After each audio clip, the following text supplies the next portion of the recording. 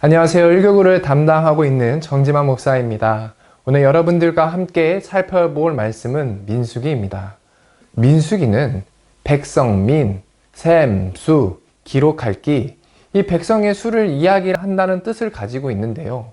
그 제목에 걸맞게 이스라엘 백성의 수를 계수하는 것이 이 민수기의 중점이라 할 수 있습니다. 그렇다면 왜 시작부터 숫자를 언급하고 지루하게 만드는 그 민수기가 모세오경에 포함될 만한 중요하게 여길까요? 민수기에는 두 번의 인구조사가 등장합니다. 민수기 1장에는 이스라엘 백성의 1세대의 숫자를 세는 이야기, 그리고 민수기 26장에는 이스라엘 백성 2세대의 숫자를 세는 이야기가 나오죠. 그리고 그 사이 이 광야에서 살아가는 그 이야기가 나옵니다. 그래서 민수기의 히브리어 제목은 배 미드바르라는 뜻으로 광야에서 라는 의미입니다. 이 말은요, 민수기가 담고 있는 내용이 이 시내산을 출발해 이 약속의 땅 바로 앞에 도착할 때까지 이 광야에서 겪는 여정을 담고 있다는 것입니다. 하나님께서는 이스라엘 백성이 이 약속의 땅으로 가기 위한 준비를 시키시는데요. 그래서 민수기에는 이 약속의 땅을 군사적으로 정복하기 위한 준비, 이 땅에 대해 이스라엘에게 주신 언약을 충실하게 지키시는 하나님과 맺은 언약을 지키는데 반복적으로 실패하는 이스라엘 백성, 약속의 땅에 들어가 하나님을 예배하기 위한 준비, 요단강 동편 땅의 정복과 정착에 관한 내용이 우리가 민수기를 읽으면서 살펴봐야 하는 주된 핵심이라 할 수 있습니다. 민수기에는 읽을 때 유념해야 하는 장소들이 있습니다. 시내산, 그리고 가데스, 모압 평지입니다. 앞에서 언급했듯이 민수기에는 이 시내산을 출발해 모압 평지에 이르는 광야 여정을 담고 있기 때문인데요. 먼저 이 시내산은요, 모세가 십계명을 받았던 장소, 그리고 이 가데스는 가데스 바네아라는 불리는 곳으로 가나안과 매우 가까운 접경 지역으로 이곳에서 하나님에 대한 이 반역적인 행위로 인해 이 광야 생활을 시작하게 된 곳입니다. 모압 평지는 다시 하나님과의 언약이 갱신되는 곳입니다. 그래서 민수기 1장부터 10장 10절까지는 여전히 시내산에 있는 사건을, 그리고 민수기 10장 12절부터 12장은 시내산에서 가데스까지 이동하면서 나타나는 사건, 그리고 민수기 13장부터 19장은 가데스 바나에서 사건, 그리고 민수기 20장에서 21장의 사건은 가데스 바나에서 모압 평지까지 이동하면서 나타나는 사건, 그리고 민수기 22장에서 36장은 모압 평지에서의 사건을 말하고 있습니다. 민수기는 1세대가 하나님께 불순종에도 불구하고 자기 약속을 신실하게 지키시는 그 하나님께서 2세대들은 약속의 땅을 볼 것이라고 약속하신 것에 중점을 두고 이 두 세대의 반복된 죄를 보여주는 동시에 그들을 향한 하나님의 반복된 은혜를 이야기하는데요. 그럼 광야에서 이들에게 어떤 일이 있었는지 함께 살펴보겠습니다. 출애굽기 19장부터 레위기 마지막까지 이스라엘 백성은 시내산 앞에서 하나님과 하나님의 백성으로서의 언약식을 맺고 하나님을 예배할 성막을 세우며 하나님 나라의 백성으로 살아갈 기준인 율법을 받게 됩니다.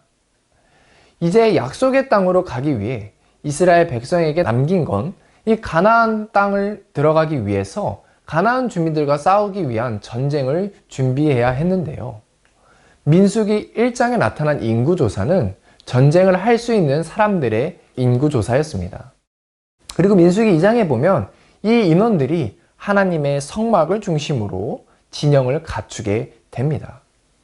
이어서 3장과 4장에는 하나님을 섬기고 예배하기 위한 제사장과 레위인의 명단, 그리고 임무에 대해서 이야기를 하며 레위인을 특별히 지명하시고 이들에게 거룩함을 요구하시는 하나님을 볼 수 있습니다. 민수기 5장에서 10장은 정결의식을 이야기하며 이스라엘 백성 또한 거룩하게 구별되어야 한다는 사실을 보여줍니다. 이 10장에 이스라엘 백성은 모든 준비를 마치고 이 승리의 여정을 향한 이 발걸음을 내딛게 됩니다. 하나님의 임재를 상징하는 구름이 떠올라 이스라엘 백성이 가야 할 길을 인도하셨습니다. 민수기 10장 11절에서 12절의 말씀입니다. 둘째 해, 둘째 달 스무날에 구름이 증거의 성막에서 떠오르매 이스라엘 자손이 시내 광야에서 출발하여 자기 길을 가더니 바란 광야에 구름이 머무니라. 이스라엘 백성은 진영을 갖추어 이동하는데요. 먼저 여호와의 언약궤가 3일 길에 앞서 출발하고 그 뒤를 이어 각 지파가 순서대로 출발합니다.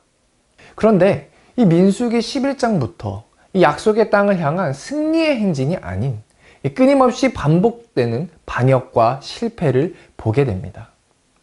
11장 1절부터 하나님을 원망하게 되죠.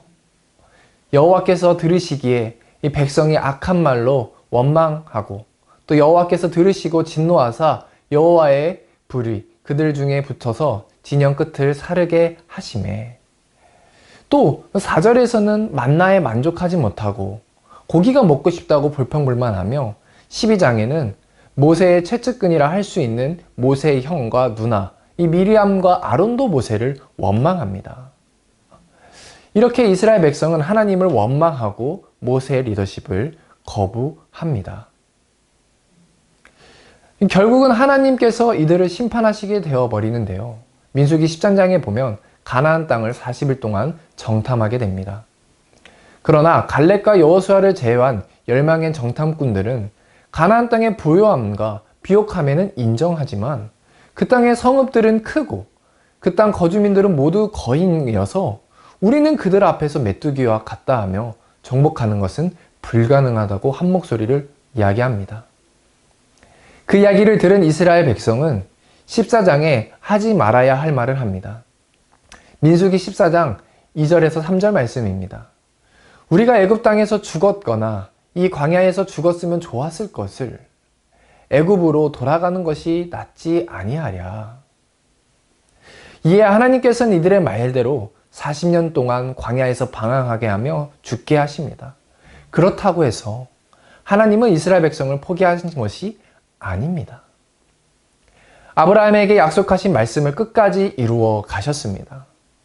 1세대는 불순종으로 인해 광야에서 방황하다 죽겠지만 2세대로 하여금 가나안 땅에 들어가 하나님의 나라를 이루게 하십니다. 그렇게 15장에서 18장까지는 다시 이스라엘 백성을 정비하십니다.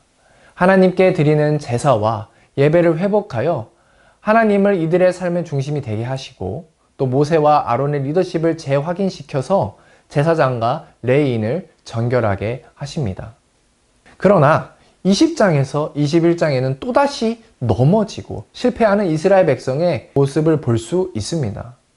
마실 물이 없다고 또 광야 생활이 힘들다고 원망하며 죽겠다고 불평하는 것이죠. 그래서 하나님은 21장의 독특한 방법을 통해서 이스라엘 백성을 벌하시는데요. 바로 불뱀 사건입니다.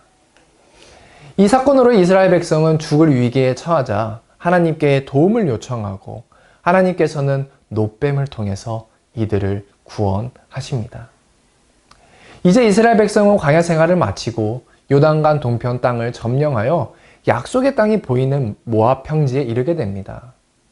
그러나 민수기 22장에서 24장에 모압 왕 발락이 이 주술사 발람을 고용하여 이스라엘을 저주하게 되는 일이 나타납니다. 그러나 하나님께서는 이스라엘을 저주하는 발람의 시도를 3번이나 막으시고 축복하게 하십니다. 이 사건은 하나님은 자신의 언약과 확실한 성취를 알리기 위하여 이방 선지자도 사용하신다는 것을 말해 줍니다. 그리고 민수기 26장은 이 세대가 다시 한번 약속의 땅 바로 앞에 서서 가나안 땅에 들어갈 준비를 합니다. 그래서 민수기 1장에서처럼 전쟁에 참여할 인구조사를 하고 27장에는 이들을 이끌어 갈 새로운 지도자의 여호수아를 세우게 됩니다. 그리고 28장부터는 하나님의 백성답게 살 수 있는 기준인 율법을 다시 말씀하시고 33장에는 그동안의 여정을 보며 앞으로 들어갈 약속의 땅을 어떻게 분배해야 할지 하는 이야기가 나옵니다. 그리고 민수기 34장에서 36장은 모압 땅에서 약속의 땅을 분배하는 것으로 끝이 납니다. 사랑하는 성도 여러분, 그동안 우리에게 숫자가 많아 읽기 지루하고 따분한 민수기였다면 이제는 우리 민수기를 통하여 이스라엘 백성의 광야 여정을 살펴보고 백성의 불순종에도 언약을 지키시는 그 신실하신 하나님을 만나보는 시간이 되길 축복합니다.